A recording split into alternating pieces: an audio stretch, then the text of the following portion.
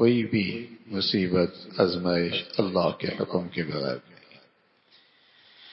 یہ بات اندر آ جائے کہ اللہ کی طرف سے ہر آنے والی حالات اس میں کوئی رحمت اور حکمت ہوگی تو آدمی کا دل مطمئن ہوتا ہے۔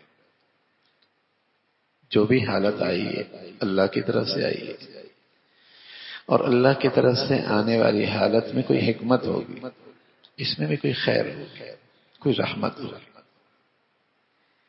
اگر یہ بات اندر آ جائے تو آدمی کے سکون میں کوئی فرق نہیں ہے، اطمینان سے رہے گا، اور اس بڑی سے بڑی مصیبت کا غم اندر نہیں لے گا۔ وہ مصیبت اس کے لیے غم نہیں بنے، وہ آزمائش اس کے لیے غم نہیں بنے، وہ امتحان اس کی زندگی میں ایک دکھ نہیں بنے گا۔ زندگی میں مصائب تو آتے ہیں، بچہ چلا جاتا ہے، بچی چلی جاتی ہے، صحت چلی جاتی ہے، معاشی حالات آ جاتے ہیں۔ یہ دنیا تو نام ہی ناگواریوں کا ہے، لیکن سبحان اللہ ایمان بڑھیا نصیب ہو جائے تو اس بڑھیا ایمان کی خاصیت کیا ہے؟ اللہ صبر نصیب فرما دیتا ہے اور اپنے فیصلے پہ رضا نصیب فرما دیتا ہے۔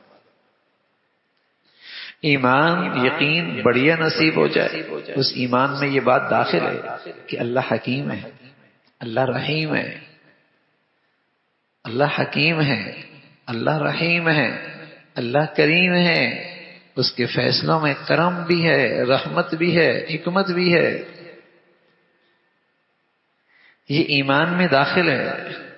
جب کامل ایمان نصیب ہوتا ہے تو اس کی خاصیت ہے آدمی کی زندگی میں صبر، رضا یہ آ جاتا ہے، اللہ کے فیصلوں پہ دل و جان سے راضی۔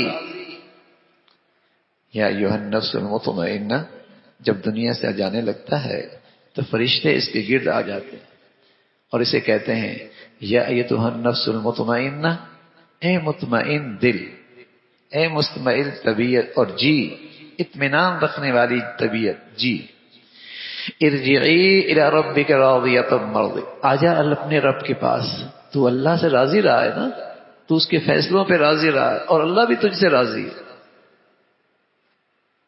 جب تو دل و جان سے اللہ کے فیصلوں پہ راضی ہے تو یہ علامت ہے کہ اللہ بھی تجھ سے راضی ہے۔ اور جب دل میں اللہ کے فیصلوں پہ شکوے ہیں، شکایت ہے، شکوے ہیں، شکایت ہے، اعتراض ہے، بے صبری ہے، تو تیرا اللہ سے تعلق میں کمزوری ہے، پھر اللہ سے تعلق میں کمزوری ہے۔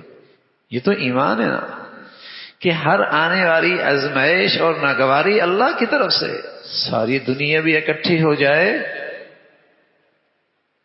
کوئی میری حالت نہیں بدل سکتا، نہ اچھی نہ بری، ان الحکم الا للہ، فیصلہ اللہ کا ہے، فیصلہ اللہ کا ہے۔ اور جب وہ ذات فیصلہ کر لے ساری دنیا مل جائے، اس فیصلے کو روک نہیں سکتی، رد نہیں کر سکتی،